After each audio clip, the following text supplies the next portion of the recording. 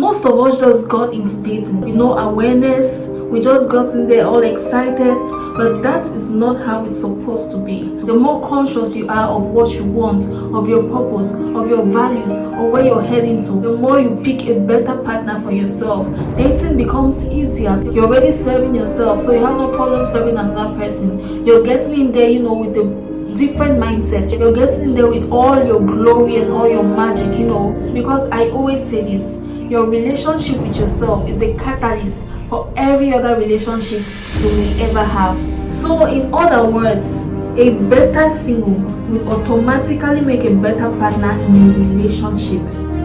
Think about it. Hi beautiful people, welcome on board to Woman of Valor. Process your emotions intentionally. Today, I would like us to talk about the mistakes that single people make.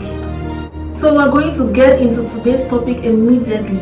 Number 1, picking a partner to satisfy your needs. As the Bible says, when the foundation is dirty, what can the righteous do? Picking a partner to satisfy your needs will always lead to disaster, because you're not even looking at this person. You're basically just seeing how the person can satisfy whatever need it is that you have, be it financial needs, emotional needs, the needs to be validated. There are different baggages that we come with when we are not healed, when we are not fully aware. We come with all these baggages that are not even the essence of building a real relationship.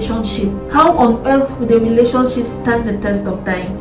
It is okay to have needs. I'm not against us having needs, but now you need to be able to satisfy your own needs, meaning the desires that you expect other people to satisfy. You should be able to satisfy those desires yourself and for yourself.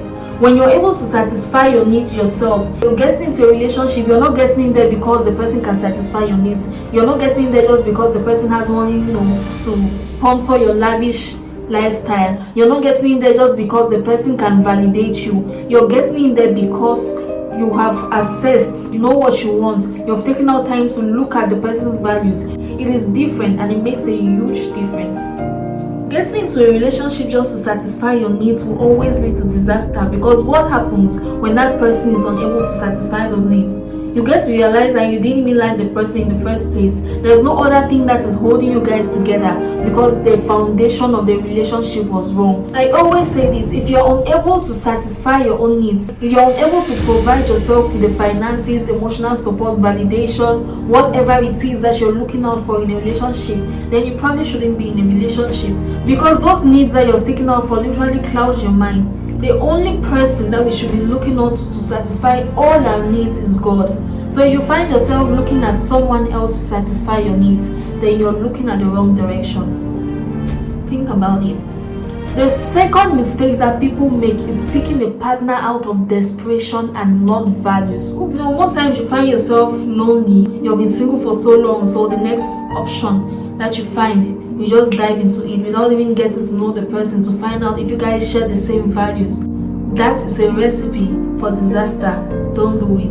But then it's impossible to pick a partner because you guys share the same values if you don't even know your values yourself. That's why I always say that it's important that before getting into a relationship, we actually take out time to discover ourselves. Self-discover. Get to know what it is that you want. Get to know your values. What ethics do you live by? You are supposed to know all these things. If not, you will fall for anything that comes your way. Are we heading the same direction? Are they moving by integrity? Are they patient?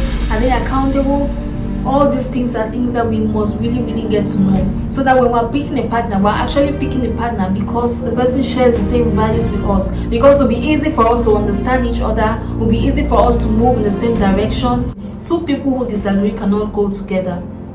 Another mistake single people make is committing too quick without taking out time to assess. You go on a first and second date with this person, and then they seem nice. You just decide that, okay, well, you seem nice, I'm attracted to you, let's get into a relationship. No, that is not how it is done. Anything that is being rushed is also rushing its way into destruction. The Bible puts it nicely: he that maketh haste to be rich shall not be innocent. What's the point of rushing to commit? Take your time, go on dates, get to know each other. It is easy for people to put on a facade.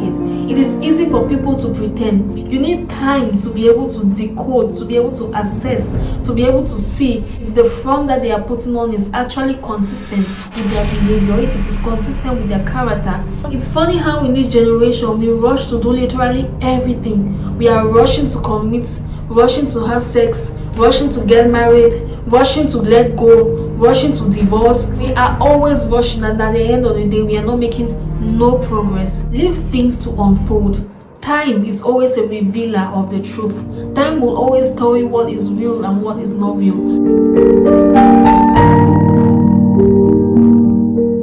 The fifth mistake single people make: ignoring and minimizing red flags. It's funny how we be getting into relationships, we see the red flags, we see the signs, but we keep telling ourselves that they'll change. We somehow manage to convince ourselves that what we are seeing, there is something better.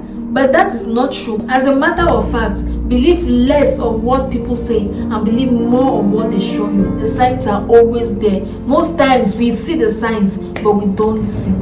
Believe people for who they prove themselves to be. Stop seeing blue and you're calling it red, or you see white and you're calling it black. Sooner or later, that very problem that you were minimizing will become the very problem why you let go of the relationship. Red flags are warning signs of negative behavior or patterns in a person. It's just like seeing fire, yet going to put your hand inside. It will burn you.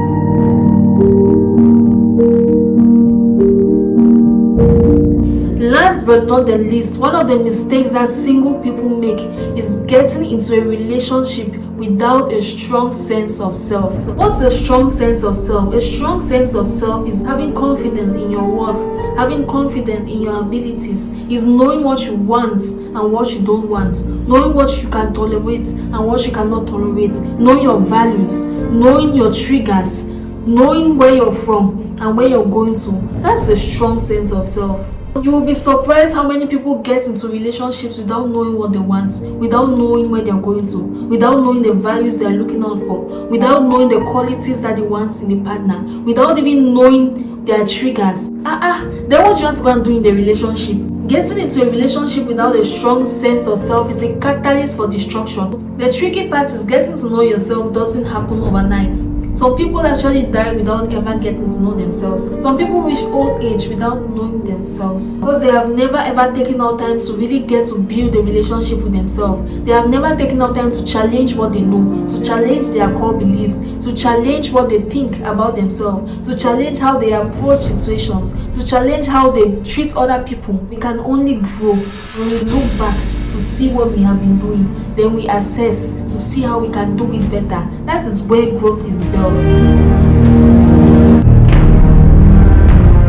So we see that a better single will automatically make a better partner. Instead of wasting time looking for the next relationship to jump into, take that time and build yourself. Take that time and discover yourself and explore what you want, where you're going to. Find out about your values, build your self-esteem, build your confidence. To be able to attract something, you need to make sure that you're vibrating in a realm which permits that thing to come in. When you've done all these things, then it makes it easy to avoid the mistakes that single people make.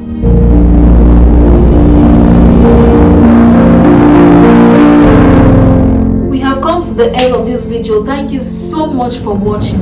I really hope that this video has brought you to some type of awareness and will prompt you to start making the right decision, prompt you to self-assess, to build character, to get to know yourself, to build your confidence, and then you can come back strong and expect a flourishing and long-lasting relationship, one that makes it to the end of time. My name is Cynthia, founder of Womanofvalorr, psychotherapist, mental health specialist, and life coach.